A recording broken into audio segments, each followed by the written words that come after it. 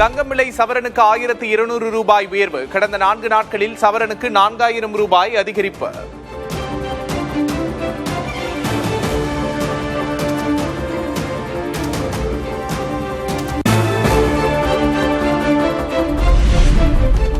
வெள்ளி விலை கிலோவுக்கு 5000 ரூபாய் உயர்வு. சென்னையில் கடந்த 9 நாட்களில் வெள்ளி கிராமுக்கு 30 ரூபாய் அதிகரிப்பு.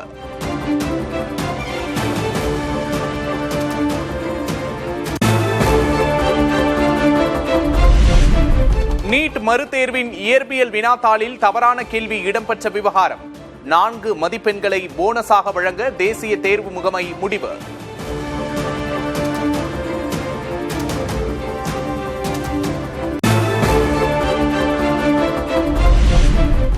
காவிரியில் ஜூன் மாதத்துக்கான பங்கீட்டில் 6.28 TMC தண்ணீரை வழங்காத கர்நாடக அரசு. குறுவை சாகுபடியை தொடங்க முடியாமல் காவிரி படுகை மாவட்ட விவசாயிகள் வேதனை.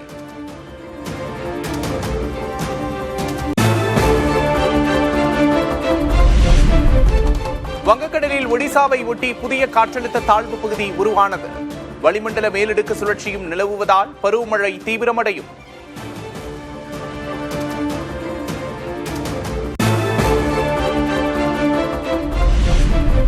தமிழ்நாட்டில் 1 வாரத்துக்கு மழை பெய்யக்கூடும் என்று வானிலை ஆய்வு மையம் கணிப்பு. கோவை, நீலகிரி, தேனி மாவட்டங்களில் இன்று கனமழை பெய்யக்கூடும் என அறிவிப்பு.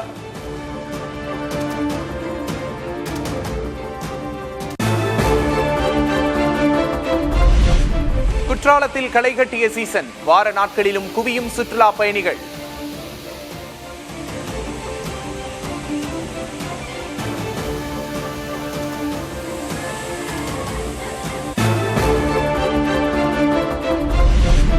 ஒடிசா மாநிலத்தை புரட்டி போடும் கனமழை. புவனேஸ்வர், ஜெகத்சிங்பூரில் விடாது கொட்டும் மழை.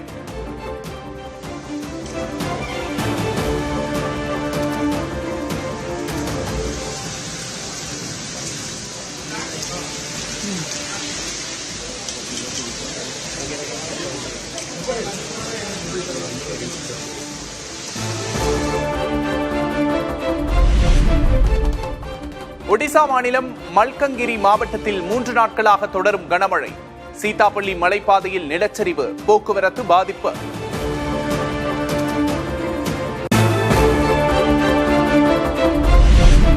மும்பையில் தீவிரமடைந்து வரும் தென்மேற்கு பருவமழை. பரேல், அந்தேரி உள்ளிட்ட பகுதிகளில் சாலைகளில் குளம் போல தேங்கியுள்ள மழைநீர்.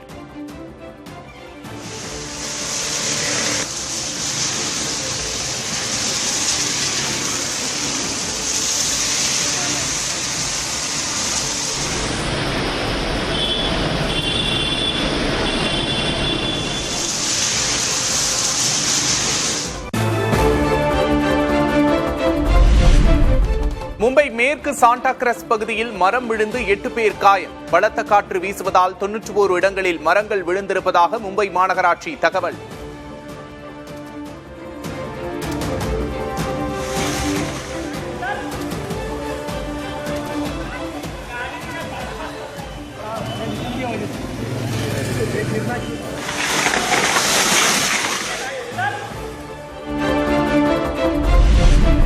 மகாராஷ்டிரா மாநிலத்தின் பல்வேறு பகுதிகளில் கொட்டி தீர்க்கும் கனமழை. மும்பையில் திறந்திருந்த பாதாள சாக்கடையில் தவறி விழுந்து முதியவர் உயிரிழந்த பரிதாபம்.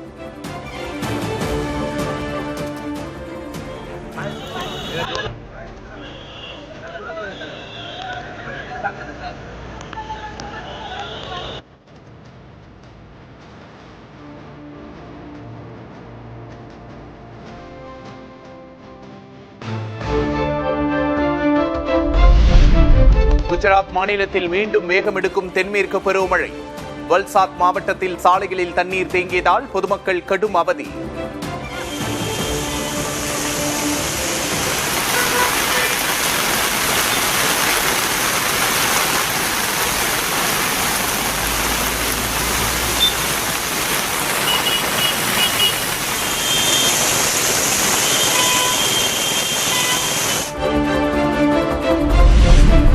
குஜராத்தில் பாதாள சாக்கடை பணிக்காக தோண்டப்பட்டிருந்த பள்ளத்தில் அடுத்தடுத்து தவறி விழுந்த பொதுமக்கள். மழை தொடரும் நிலையில் தண்ணீர் தேங்கியிருப்பதால் நேரிட்ட சோகம்.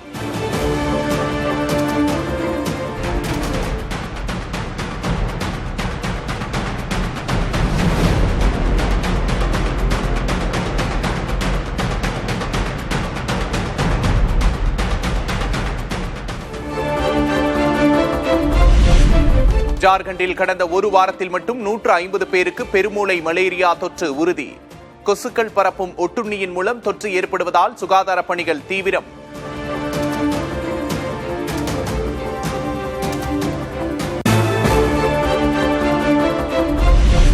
தமிழக தகவல் ஆணையத்தில் 40,000 வழக்குகள் தேக்கம். நிர்வாகச் சுமை மற்றும் காலி பணியிடங்களை நிரப்பாததே காரணம் என்று குற்றச்சாட்டு.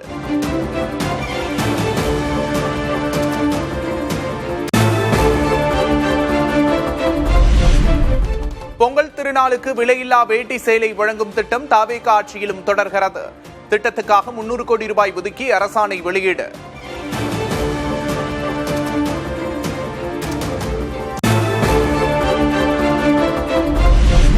கதர் துறையின் கீழ் செயல்படும் காதி கிராப்டில் 93% பணியிடங்கள் காலி. பணிகள் முடங்கும் அபாயம் ஏற்பட்டுள்ள நிலையில் அரசு நடவடிக்கை எடுக்க கோரிக்கை.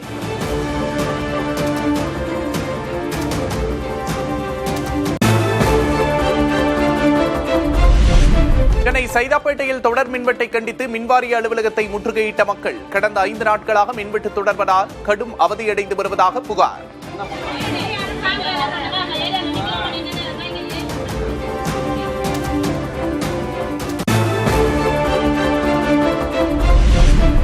திருச்சி மணப்பாறை அருகே கே பெரியப்பட்டி பிரிவு பகுதியில் நெடுஞ்சாலையில் மக்கள் மறியல். அடிக்கடி விபத்து நேரிடுவதால் நெடுஞ்சாலையில் மேம்பாலம் அமைக்க கோரிக்கை.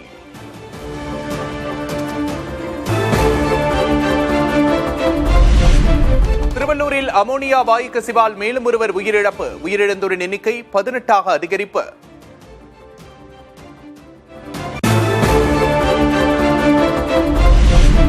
விபத்து நடந்த தொழிற்சாலையில் இருந்து மீதமுள்ள அமோனியா வாயு நாளை முதல் வெளியேற்றம். பொதுமக்கள் பாதுகாப்பாக இருக்க ஆட்சியர் அறிவுரை.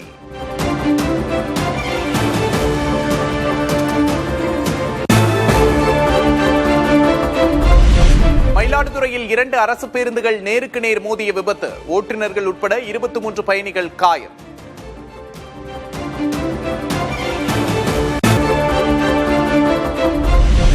தமிழகத்தில் உரிமம் முடிந்த டாஸ்மாக் பார்களுக்கு புதிதாக டெண்டர் வெளியிட திட்டம். வரும் 6ஆம் தேதி டாஸ்மாக் நிர்வாகம் முக்கிய ஆலோசனை.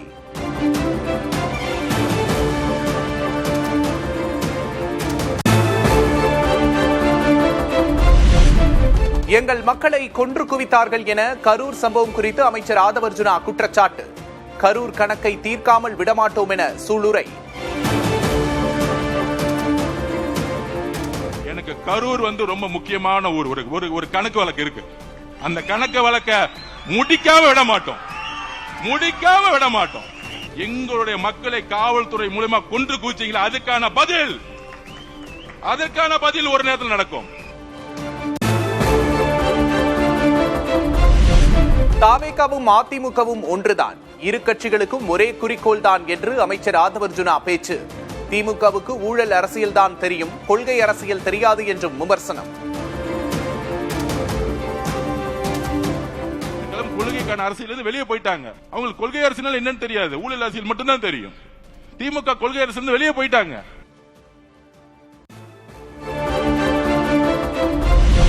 தேர்தலுக்கு முன்பே தாவேகாவோடு கூட்டணி வைக்க எடப்பாடி பழனிசாமியிடம் வலியுறுத்தியதாக சி. விஜயபாஸ்கர் பேச்சு.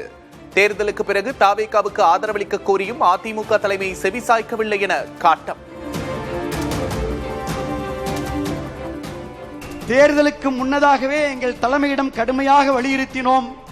தமிழக வெற்றிக் கழகத்தோடு நாம் கூட்டணி வைக்க வேண்டும் என்று நாங்கள் வலியுறுத்தினோம். தலைமை செவிமடுக்கவில்லை. தேர்தலுக்கு பின்னரும் மக்கள் ஏகோபித்த ஆதரவை தமிழக வெற்றிக் கழகத்திற்கு வழங்கியிருக்கிறார்கள்.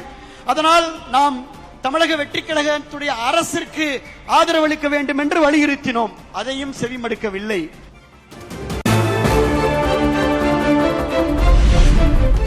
எடப்பாடி பழனிசாமியின் தவறான முடிவால் தான் அதிமுக தள்ளாடுகிறது. தாவேகாவில் இணைந்த முன்னாள் அமைச்சர் எம்.ஆர். விஜயபாஸ்கர் விமர்சனம். இப்பொழுது பொதுச் செயலாளராக இருக்கக்கூடியவரை நாங்கள் எல்லாம் சேர்ந்துதான் பொதுச் செயலாளராக உருவாக்கினோம். ஆனால் அவருடைய தவறான முடிவுகளால் இன்று இந்த இயக்கம் தள்ளாடி கொண்டிருக்கிறது என்பதற்கு இதுதான் மிகப்பெரிய உதாரணம். எடப்பாடி பழனிசாமிக்கு ஆதரவாக நின்றவர்களுக்கு மீண்டும் உரிய பதவி வழங்காத காரணத்தினால்தான் பிற கட்சிகளுக்கு செல்கின்றனர். அதிமுகவில் அடிப்படை உறுப்பினராக மட்டுமே தாம் தொடர்வதாகவும் எஸ்பி வேலுமணி பதில். எம்ஜிஆர் அம்மா காலத்தில் உழைத்தவர்கள், பொதுச்செயலர் எடப்பாடியார் அவர்களுக்காக பொதுச்செயலாளருக்கு முதலமைச்சராக உழைத்தவர்கள், அவர்களுக்கெல்லாம் இந்த பதவி வழங்கப்படவில்லை. அதனால நாங்கெல்லாம் நான் உட்பட அண்ணன் விஸ்வநாதன் உட்பட தங்கமணி உட்பட எல்லாருமே அன்பழகன் எல்லாருமே கொடுத்த பதவியில அந்த பதவி வேண்டாம், நாங்கள் உறுப்பினரா இந்த கட்சி எங்களை உருவாக்கின கட்சி உறுப்பினரா தொடர்ந்து இருக்கோம்.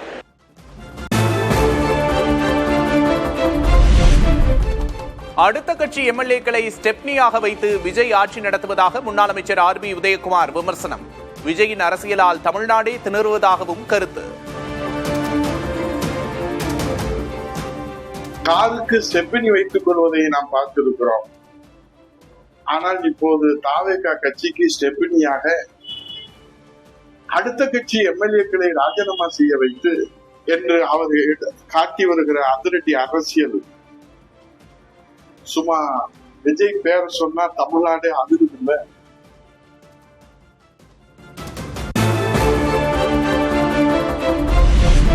பாஜக பயன்படுத்தி வந்ததை போன்ற வாஷிங் மிஷின் தமிழ்நாட்டுக்கும் வந்துவிட்டது. அதிமுக முன்னாள் அமைச்சர் சி விஜயபாஸ்கர் தாவேகாவில் இணைந்தது தொடர்பாக திமுக MP கனிமொழி விமர்சனம்.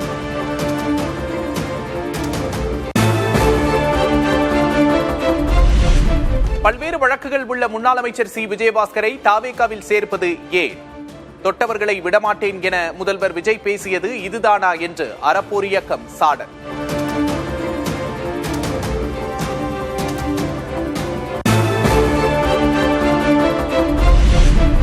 குதிரை பேரத்தின் நம்பர் 1 குற்றவாளி விஜய்தான் என திமுகவின் பரந்தாமன் குற்றச்சாட்டு. பாஜகவின் பக்கம் செல்லவே விஜய் நாடகம் என திமுக பேரம் பேசியதாக எழுந்த குற்றச்சாட்டுக்கு பரந்தாமன் பதில். அதிமுகவினுடைய பொதுச் செயலாளர் எடப்பாடி பழனிசாமியை சந்திக்காமல் பிரிந்திருக்கக்கூடிய அந்த குழுவை சென்று சந்தித்தது குதிரை பேரமா இல்லையா? நம்பர் 1 குற்றவாளி தமிழ்நாட்டுடைய முதலமைச்சர் திரு விஜய் அவர்கள். விஜய் பிஜேபி பக்கம் நிற்பதற்காகத்தான், வெளிப்படையாக நிற்பதற்காகத்தான் இந்த நாடகத்தை நடத்தி கொண்டிருக்கிறார்கள். அதிமுக எம்எல்ஏக்கள் ராஜினாமா செய்த தொகுதிகளுக்கு இடைத்தேர்தல் நடத்தக்கூடாது என்று அதிமுக சார்பில் மனு. முதல்வர் விஜய் நேரடியாக குதிரை பேரத்தில் ஈடுபட்டதாகவும் தேர்தல் ஆணையம் விசாரணை நடத்த வேண்டும் என்றும் அதிமுக MP இன்பதுரை கோரிக்கை. தேர்தல் நடத்தக்கூடாதுன்னு ஒரு கம்ப்ளைண்ட் கொடுத்திருக்கோம், ரெப்ரசன்டேஷன் கொடுத்திருக்கோம். Not to notify the election R conducting the election இன் 6 தொகுதிகள்ல, அந்த சம்பந்தப்பட்ட 6 தொகுதியில் தனக்கான ஆதரவை அதிகமாக பெறுவதற்காக குதிரை பேரத்தில் ஈடுபட்டார். முதலமைச்சரே அனைத்து அதிமுகவுடைய சில எம்எல்ஏக்கள் தங்கியிருந்த இடத்திற்கு நேரடியாக சென்று குதிரை பேரத்தில் ஈடுபட்டார்.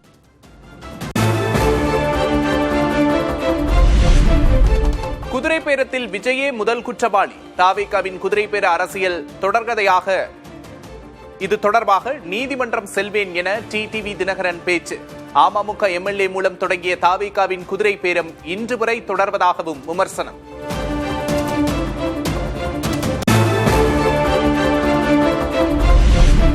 எம்எல்ஏக்களை விலை பேசுவது மோசமான விஷயம். திமுக மீது சிபிஎம் செயலர் சண்முகம் விமர்சனம்.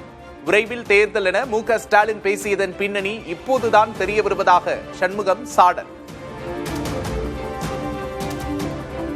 முன்னாள் முதல்வர் மதிப்பிற்குரிய மு க ஸ்டாலின் அவர்கள் அடுத்து விரைவாக தேர்தல் வரும், விரைவாக ஆட்சி மாற்றம் வரும் என்று சொல்லி அவர் பேசியதனுடைய பின்னணி என்ன என்பது இப்போதுதான் தெரிகிறது. இந்த சட்டமன்ற உறுப்பினரை கோடிக்கணக்கில் விலை பேசியிருக்கிற செய்தி இன்றைக்கு வந்திருப்பதும், முறையான வழக்கு பதிவு செய்து அத்தகைய முயற்சியில் ஈடுபட்ட நபர்கள் எல்லாம் இன்றைக்கு கைது செய்யப்பட்டிருக்கிறார்கள். திமுக தலைவர் ஸ்டாலின் தலைமையில் கட்சி மறுசீரமைப்பு குழு ஆலோசனை கூட்டம். கட்சியின் பல்வேறு அணிகளை மறுகட்டமைப்பு செய்வது குறித்து ஆலோசனை.